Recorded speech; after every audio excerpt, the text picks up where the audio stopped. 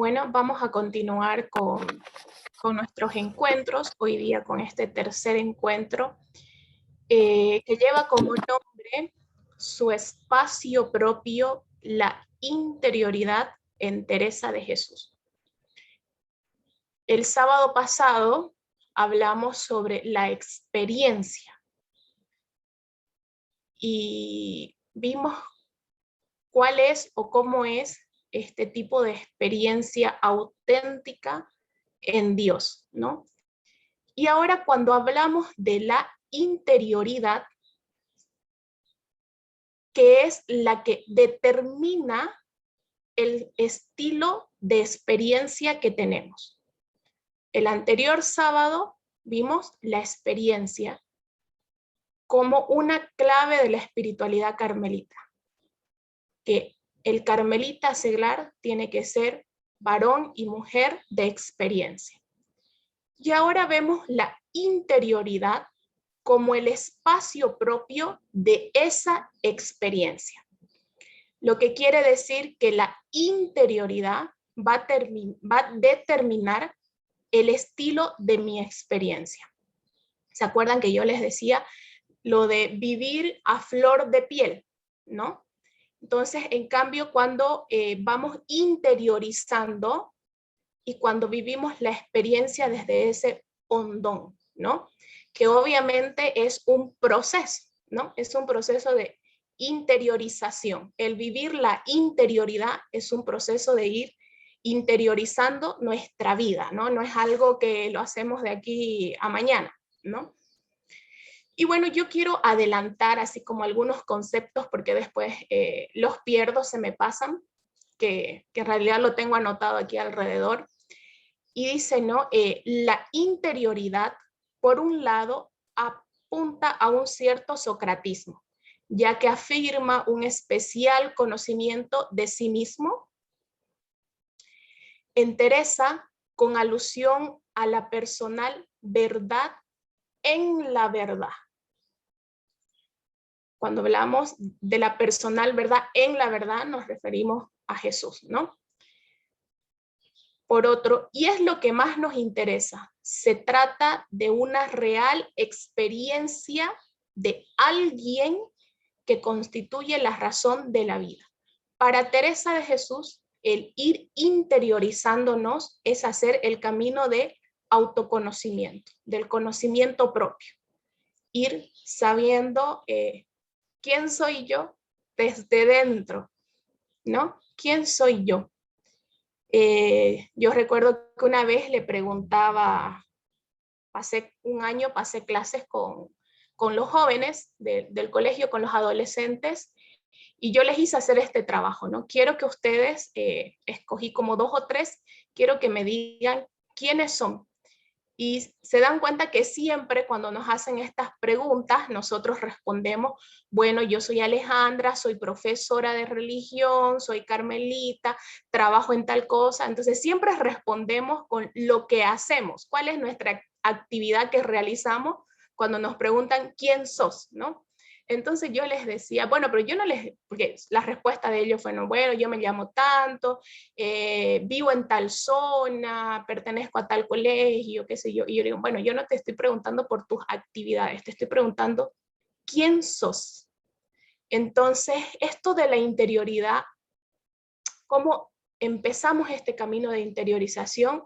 Lo primero es trabajar el autoconocimiento, el conocimiento propio, ir descubriendo, ir profundizando quién soy yo realmente. Pero dice, pero no cayendo tanto en ese socratismo, sino en ir reconociéndonos, ir descubriendo nuestra propia verdad, pero en la verdad que es la persona de Jesús. Porque si no, ¿qué pasa si no lo hacemos así? Damos vuelta sobre nosotros mismos y nos frustramos. Entonces, hoy día, en la mañana, más temprano, yo me reuní con una persona a conversar y precisamente, ¿no? Ella me decía, bueno, yo estoy pasando por un momento en el que no le encuentro sentido a absolutamente nada, me decía, ¿no? O sea, no puedo decidir nada. con decirte que hasta no puedo decidir qué ropa me voy a poner hoy día, a ese estilo de crisis en que se sentía, ¿no? Y me decía, y yo soy psicóloga. Yo trabajo dando terapia a personas y ayudando en este tema y resulta que yo no puedo, ¿no? Y bueno, estuvimos conversando bastante, me pareció muy interesante sus puntos de ella, ¿no? Pero decía, algo me falta, porque, o sea, yo sí, yo sé, decía, ¿no? Yo sé qué es lo que tengo que hacer, yo sé que tengo que tomar conciencia desde dónde decido mis cosas, eso yo lo sé.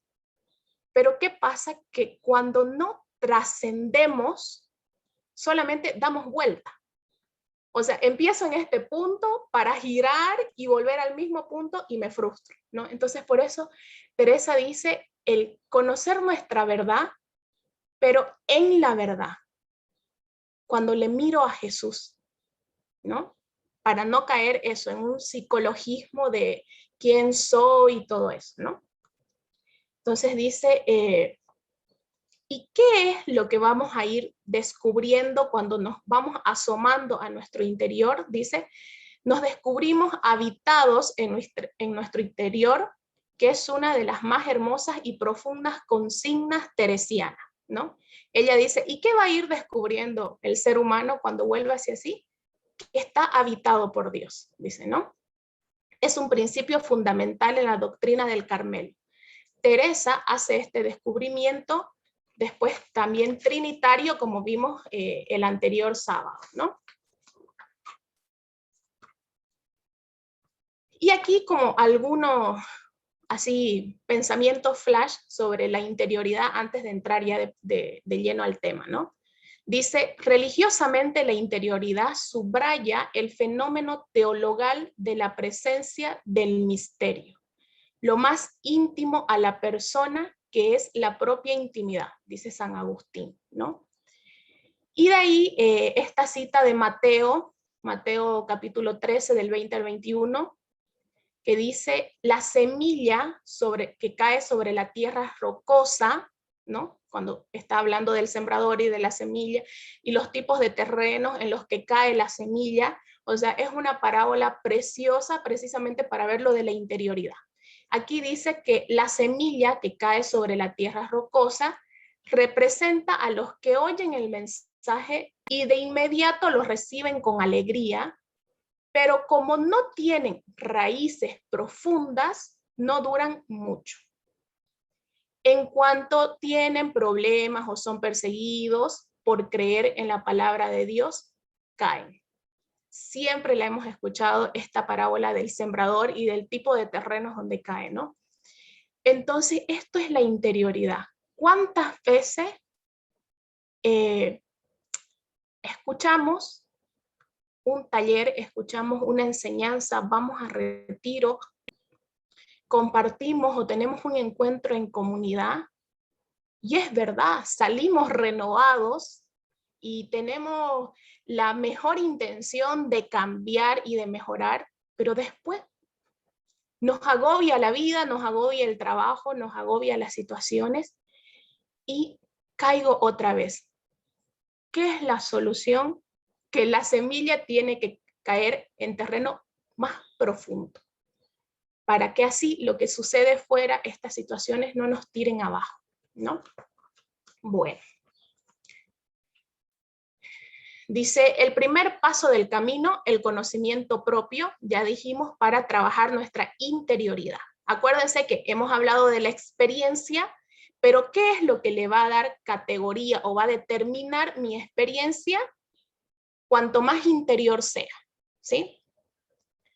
Dice, el conocimiento propio dando con lo nuclear, para lo que hay que entrar dentro de sí, porque dentro está la imagen de Dios. La oración es el motor y razón de ser de todo lo demás, y resulta que el camino de oración es un proceso de interiorización, ya que solo puede ser vivida desde dentro. Mi oración es un camino, es un proceso de interiorización. Acuérdense que cuando Teresa comienza su vida mística, no es porque hace milagros y porque levita, sino porque hay un cambio en lo relacional con Dios. En su oración, ella ya no se imaginaba que Jesús estaba ahí, sino que ella llega a sentirlo realmente, ¿no? Dice, cuando hablamos de la interioridad, es la dimensión perdida, mucho más ahora. En el siglo XIX y principalmente en el siglo XX, la ciencia tuvo un desarrollo explosivo. Progresaba conforme a lo que prometía y apoyados en la ciencia, los seres humanos se volvieron osados en sus sueños de progreso y modernidad. Millones de ellos, incluso muchos intelectuales, sacaron a Dios de sus vidas, de sus historias, reemplazándolo por la ciencia. Pero esto frustró a la humanidad. Por un lado, hizo y sigue haciendo mucho, hablando de la ciencia, pero provocó una revolución tecnológica en el mundo extrapsíquico, en el mundo exterior de las personas, pero no en el mundo intrapsíquico, en el mundo interior. Guió al ser humano al descubrimiento del inmenso espacio, pero no lo llevó a explorar su propio mundo interior. Nuestra interioridad sigue siendo la gran ignorada, la gran desconocida. Las razones o causas pueden ser muchas y no siempre fáciles de determinar. Quizás porque tenemos miedo a enfrentarnos a nosotros mismos, quizás porque el subconsciente nos previene de encontrarnos con un vacío o un sinsentido, o quizás porque el estilo de vida que nos marca la sociedad de hoy no le interesa que nos abramos a nosotros mismos y dejemos de buscar fuera lo que tenemos dentro. Dice, nuestra interioridad, la gran dimensión perdida, olvidada.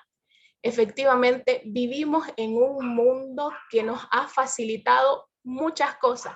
O sea, hasta antes de la pandemia, soñar estos encuentros por Zoom, imposible, no se nos pasaba ni siquiera por la cabeza, ¿no?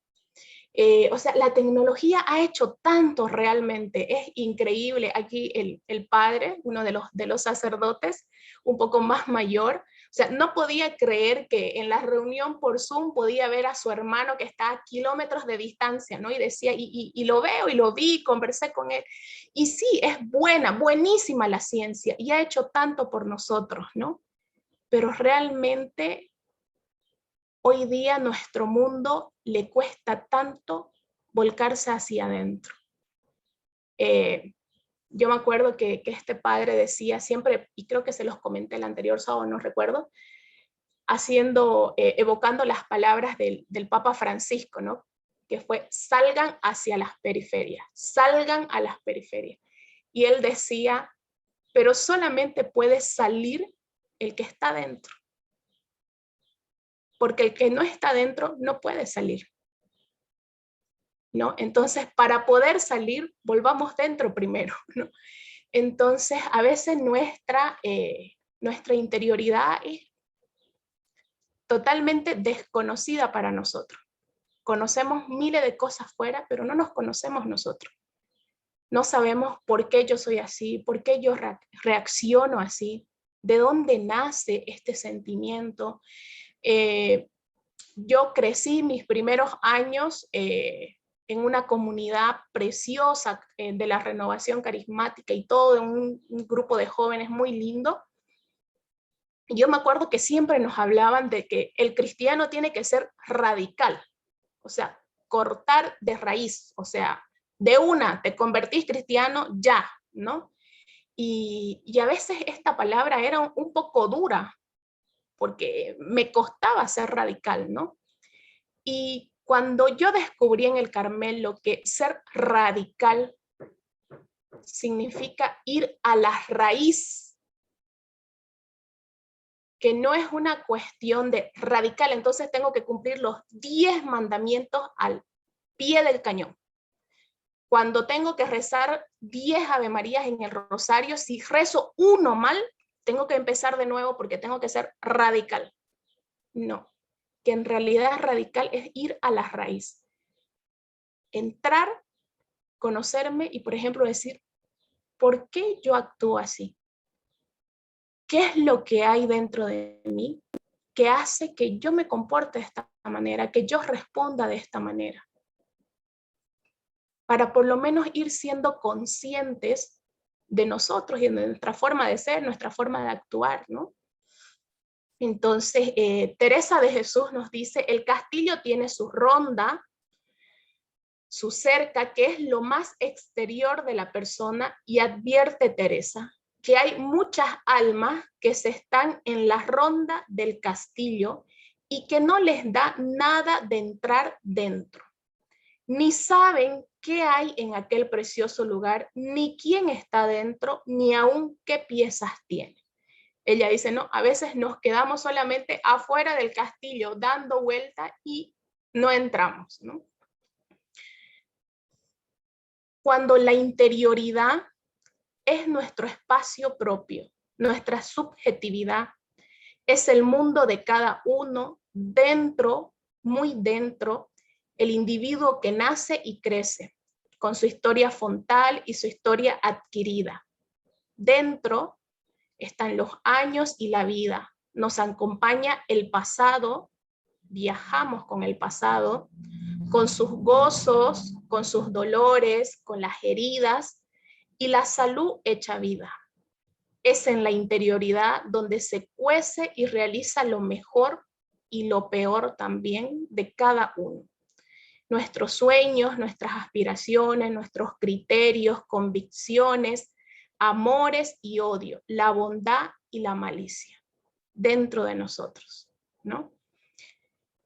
Y aquí dice, no hay espiritualidad sin interioridad, que no se queda solamente a nivel psíquico, ¿no? Que no es un ensimismamiento, ni ejercicio de concentración y dilatación de la propia conciencia, ni un sentirse bien bajo la propia piel como estado de ánimo. Yo recuerdo, yo les conté, ¿no?, que yo soy maestra, doy clases y solamente logré trabajar un año con los jóvenes. Yo más soy profesora de niños pequeños, ¿no?, de inicial y primaria. Y bueno, este año que recuerdo yo trabajé con los jóvenes, que para mí son un poco más demandantes, me fue fatal. Aparte que yo estaba con otras cosas, estaba viviendo un proceso vocacional, estaba en camino de búsqueda y bueno, y tantas otras cosas. Y me acuerdo que sentía que explotaba, que no me daba más, ¿no? Y justamente vino las vacaciones de invierno, que aquí en Bolivia vamos, cuando empieza, vamos 2 semanas de vacaciones, ¿no? Y yo dije, bueno, perfecto, esperaba como esta pausa, ¿no?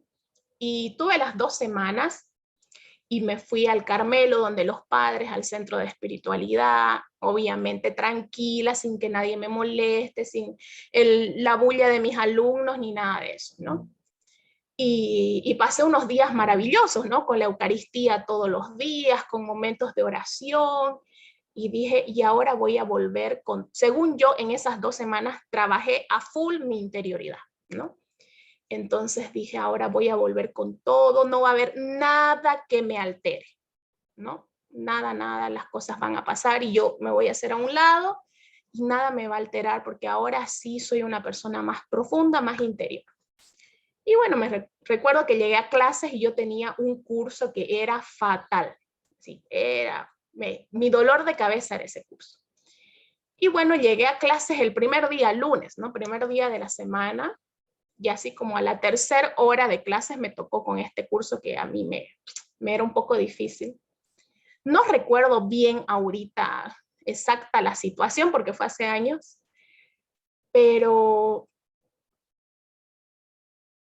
hubo algo que me hizo así como saltar el interruptor Y así exploté, pero exploté hasta en llanto delante de mis alumnos, ¿no? O sea, no pude manejar la situación porque ellos no querían y yo que tengo que presentar y que tenían que hacer porque después hay que presentar en la dirección, el avance, qué sé yo. Entonces exploté así, pero a mil y me salieron las lágrimas delante de los alumnos y todo. Y yo decía, pero si yo me pasé 2 semanas trabajando mi interioridad, o sea, ¿qué pasó? ¿No? Entonces, no es eso, no es cuestión de decir es que ahora me concentro y de aquí en adelante, no, no es ese ensimismamiento o ese afán de decir ahora voy a vivir la interioridad y me voy a concentrar aquí y voy a vivir el silencio y voy a pensar solamente en Dios, porque pasa que vamos a salir al mundo real y vamos a explotar, ¿no? Entonces, no pensemos cuando nos toca decir yo quiero una vida interior, yo quiero ir interiorizando, no pensemos que es cuestión de eso, ¿no? Ya, ahora silencio absoluto, que nadie me hable, me encierro en mi habitación porque nada, igual después vas a salir porque no te puedes quedar encerrada todo el tiempo o encerrado, vas a salir y te vas a topar con el mundo real. Y a veces es cuando explotamos, ¿no? Dice, sino que la interioridad es nuestra realidad misteriosa, de quien se descubre misterio y se atreve a invocarlo. Nuestra tierra sagrada. ¿Se acuerdan de lo de Moisés, no? Cuando le dice el Señor, quítate las sandalias porque el lugar que pisas es tierra sagrada, ¿no? Entonces, nuestra interioridad es nuestra tierra sagrada. Y hay algo que me encanta en esto de aquí. Cuando mi interioridad es la tierra sagrada y tú que eres mi hermano de comunidad o mi familiar, te tienes que acercar a mí quitándote las sandalias porque soy tierra sagrada. Y cuando mi hermano es tierra sagrada y me tengo que acercar a su vida quitándome las sandalias, porque el otro es tierra sagrada. Y esto dentro del Carmelo significa tanto. El quitarse las sandalias significa tanto dentro del Carmelo, el descalzarse. Entonces,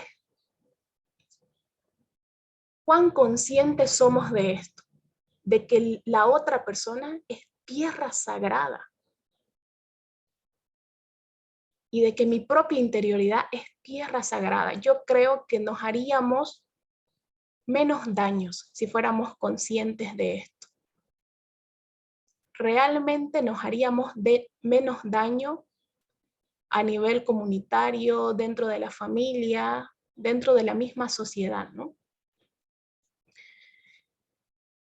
Dice, nuestra tierra sagrada a la que tenemos que llegar descalzándonos.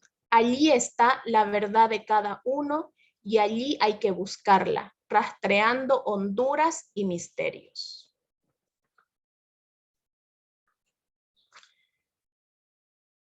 Santa Teresa dice, quien se pudiera encerrar en este cielo pequeño de nuestra alma, crea que lleva buen camino.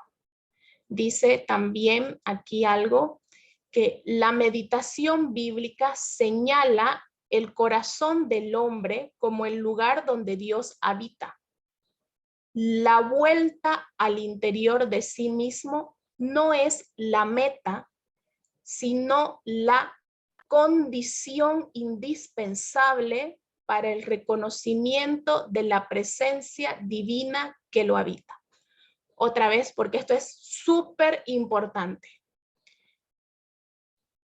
Que la vuelta al interior de sí mismo, la interioridad, no es la meta, sino la condición indispensable para reconocer la presencia divina que nos habita.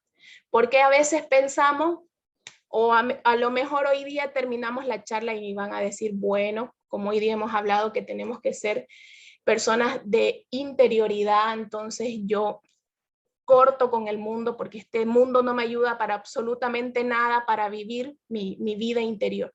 Dice, no es la meta, es la condición. Precisamente cuando nosotros logramos entrar dentro de nosotros y que quizás sí necesita y es necesario un tiempo de soledad, un tiempo de silencio, sí es necesario, pero la interioridad es la que más nos saca afuera. Cuando realmente somos personas interiores, no es para quedarnos ahí en nosotros mismos, es cuando realmente logramos salir de nosotros y darnos a los demás, pero darnos bien, no darle mi miseria, ¿no? Entonces, cuando hablamos de interioridad no se refiere eso, a un lugar al que tengo que llegar y quedarme ahí dentro escondido yo conmigo mismo, no, sino que después nos va a sacar fuera. Dice interioridad, que es interiorización. Ya dijimos, ¿no? Que la interioridad es un proceso de interiorización en nuestras vidas.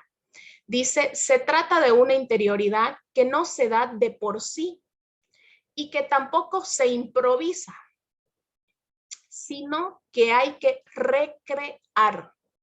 Tenemos que ir recreándola en nuestra vida. Ya vamos a ir diciendo cómo.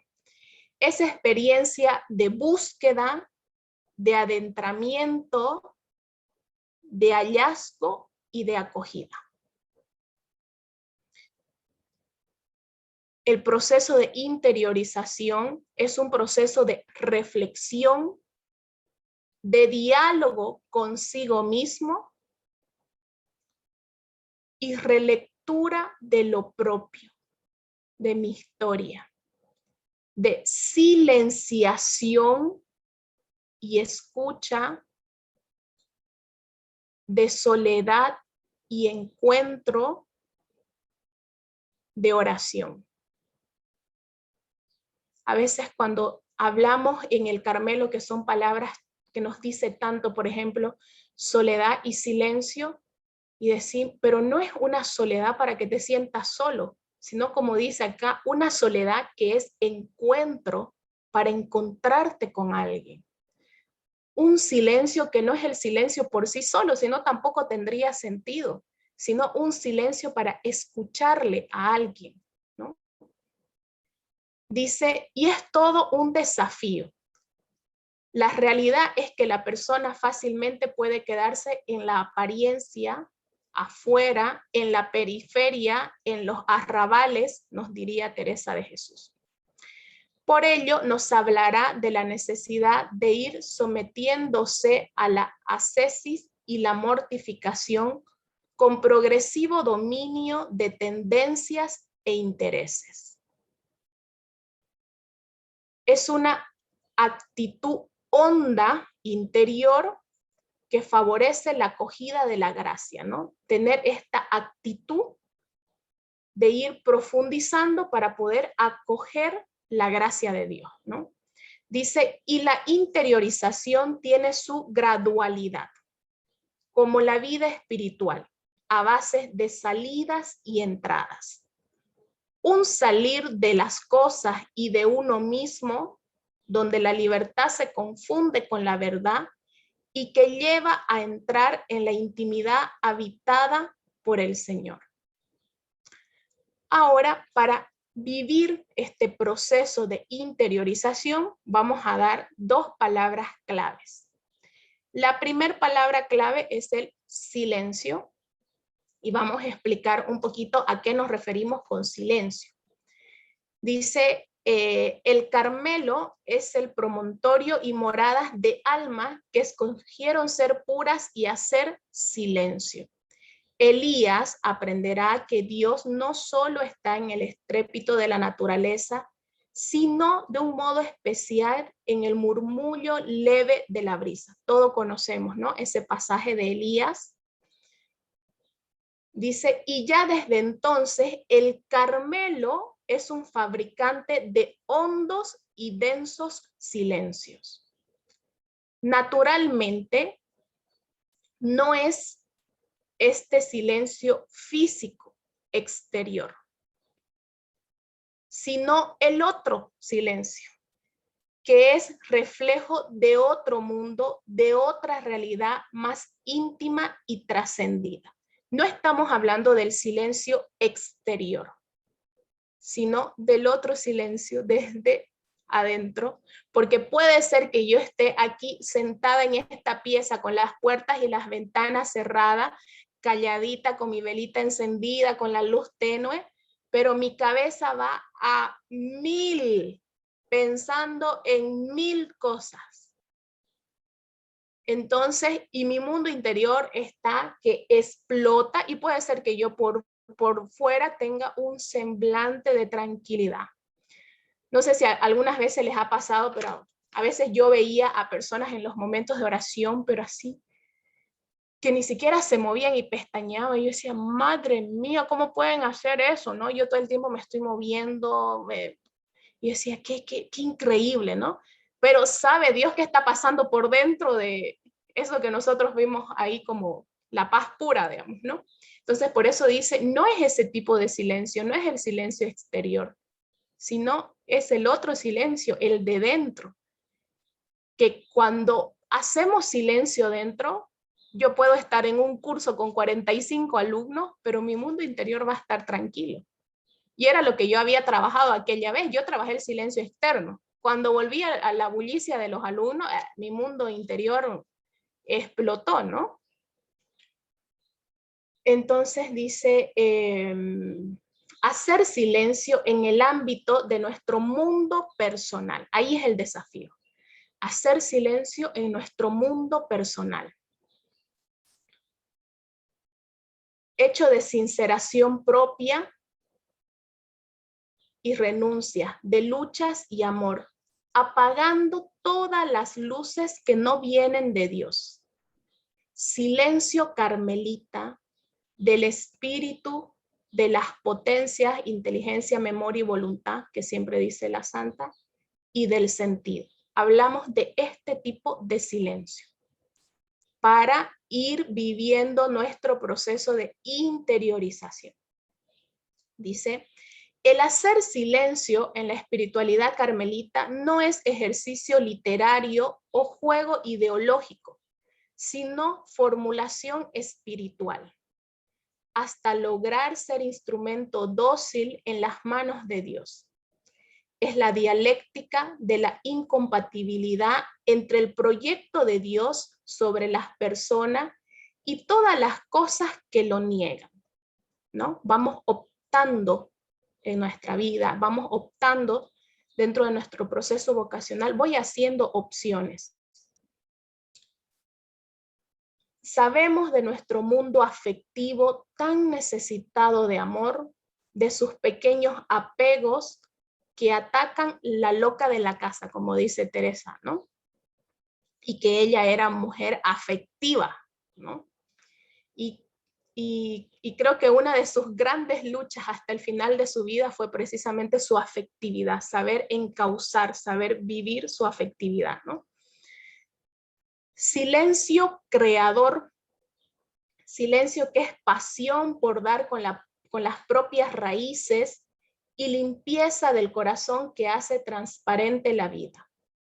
Dios es silencio, intimidad, y por eso palabra. Precisamente porque es silencio e intimidad, es palabra. De la plenitud del silencio brota el verbo, la palabra viva. El ser humano creado a imagen y semejanza de Dios también pertenece a la clase de seres capaces de hacer silencio, de reflexionar y de escuchar los latidos silenciosos de la propia vida y de conectar con la presencia divina en lo mejor de sí. ¿Saben qué? Yo sufro dando clases a mis alumnos pequeños porque bueno, tenemos todo un equipo pedagógico dentro del colegio. Y alguna vez uno de ellos dice que nosotros los profesores tenemos que mantener estimulados a nuestros alumnos, ¿no? Para que ellos no se cansen, para captar su atención y todo lo demás. Y el profesor tiene que estar hablando o tiene que estar cantando o poner una música o hacer una danza para que el alumno esté estimulado. Y yo pensaba y decía, bueno, y capaz en la materia de educación física, bárbaro la estimulación. Pero ¿cuándo le enseñamos a hacer silencio?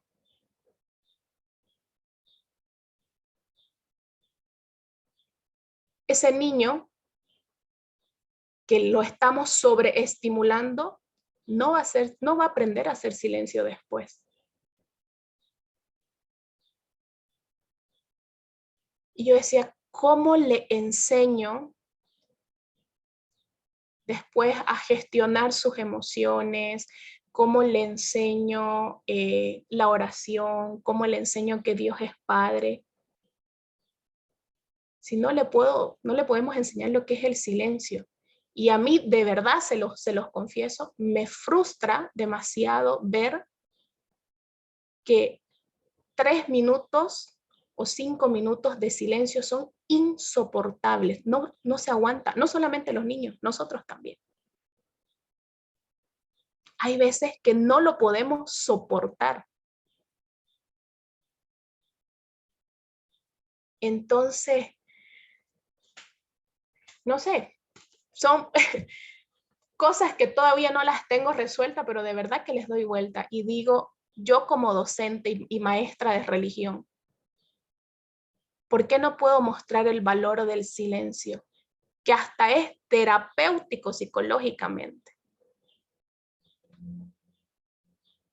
¿no? Ni qué más, ni qué decir dentro de la vida espiritual lo que significa el silencio, ¿no? Aquí una consigna que no es mía, sino de uno de los padres de acá, que dice que la calidad de nuestros encuentros depende de la calidad de cuánto silencio aguantamos nosotros mismos, ¿no? ¿Cuánto aguanto yo el silencio?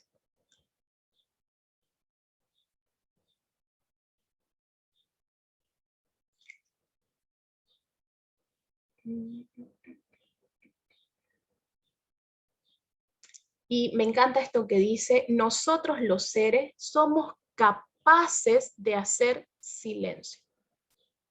Somos capaces de hacer. Tenemos la condición para vivir esto, ¿no? De tal forma que quien no sepa de la conversión sobre sí mismo y de la silenciación en medio de tanto barullo externo e interno, no puede sospechar de este Dios, de infinito, de eternidad. Otra palabra clave, la soledad. Ya hemos visto la primera para ir viviendo nuestro proceso de interiorización, el silencio, que no es el silencio exterior, sino el otro, el de dentro, el de nuestro mundo interior, ¿no? Y la otra palabra, la soledad. Dice, silencio y soledad, hermosos binomios.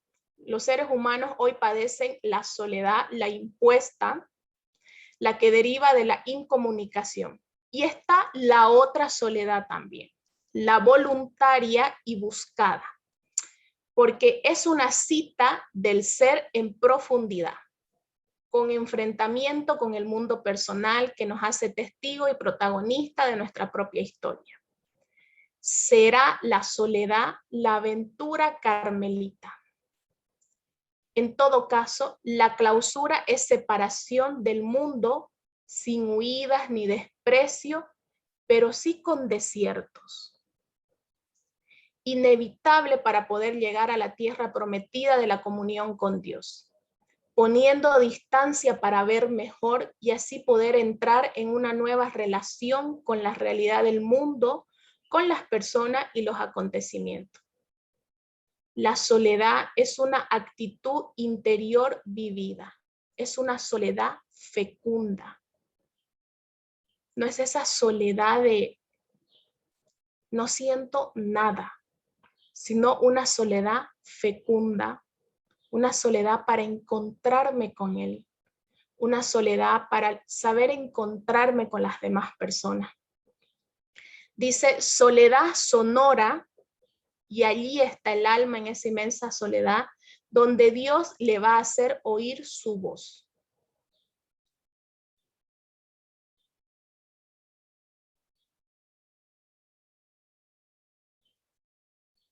Continuamos. Dice el movimiento carmelita, de la periferia al centro, ¿no? Dice, ¿por qué? Por lo que dije al principio, que solamente puede salir el que está dentro. Entonces, ¿cuál es el movimiento carmelita? De estar fuera hacia adentro, de la periferia hacia adentro, ¿no? Al centro, dice. Teresa es una mujer introspectiva, atenta a su mundo interior en medio de tantos quehaceres y testigo atónito del misterio de la propia vida. Que ella dice, no estamos huecas por dentro. Y dentro, Dios realizando a la persona, reconstruyéndola. Ya dijimos, no es psicologismo, sino interiorización y conocimiento propio, con hallazgo del Dios presente, inhabitante en la profundidad de su espíritu. Dios, misterio de amor que vive en nosotros, el lugar cierto en el que Dios está escondido. Es el propósito de que todo venga siendo interiorizado. La persona, en la medida en que Dios entra en su profundidad y se apodera de ella, se produce la coincidencia de voluntades, ¿no? Que la voluntad de Dios es también mi voluntad.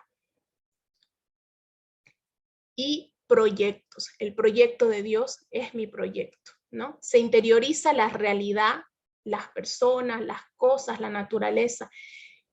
No es huir de lo que vivimos, sino todo aquello que vivimos, todo lo que sale, ir interiorizándolo, ¿no? Dice, a medida que el hombre interiorizado por Dios redescubre todas las cosas en él y no solo en ellas mismas, dice, no se trata de una interioridad psicológica, sino teologal, ya que el alma está abierta a la presencia actuante de Dios, ¿no? La interioridad no es la mera subjetividad, sino que es la presencia del misterio divino que se realiza dentro de la persona a través de un proceso de purificación y de sanación. Todo este proceso de interiorización ha desembocado en la mejor de las noticias. La presencia divina es esa intimidad descubierta. Aquí otro dato, la fenomenología del hombre interior. Dice, con esto estamos diciendo desde el comienzo que la interioridad no se reduce al nivel psíquico de la persona, ni se opone a la exterioridad. El hombre interior es ante todo la persona en su totalidad. Es cuando más persona es porque ha entrado dentro, ha dado con el centro, con la esencia de quién es. Que tiene conciencia de ser sujeto de sí mismo y de todas las relaciones que establece con los demás.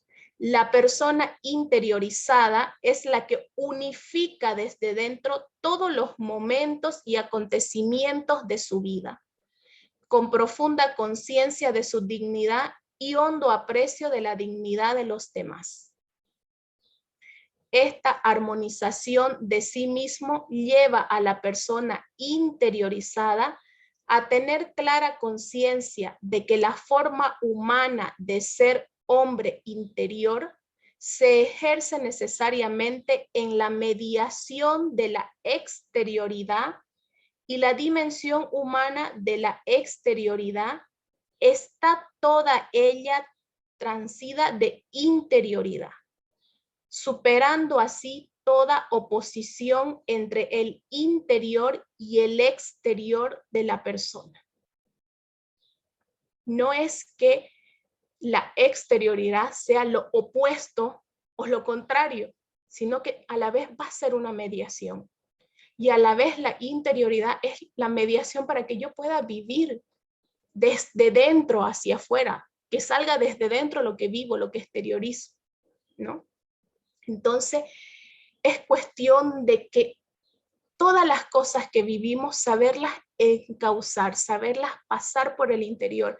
¿Qué es lo que más admiramos de la Virgen María? Dice, y guardaba todas estas cosas en su corazón, las pasaba por dentro, las hacía oración, ¿no? Ya vamos por lo último. Dice, finalmente la persona interiorizada es un ser abierto y a la trascendencia y al trascendente. Se sabe misterio y se abre al misterio. Para el creyente cristiano, la Trinidad es el fondo último del hombre y en consecuencia Dios es su centro, su confín y frontera. La interioridad no es el lugar donde me retiro o encierro, sino que es una constante toma de conciencia de que estoy dentro de alguien que a su vez hace que yo no esté hueco por dentro, porque recíproca y paradójicamente vive también en mí.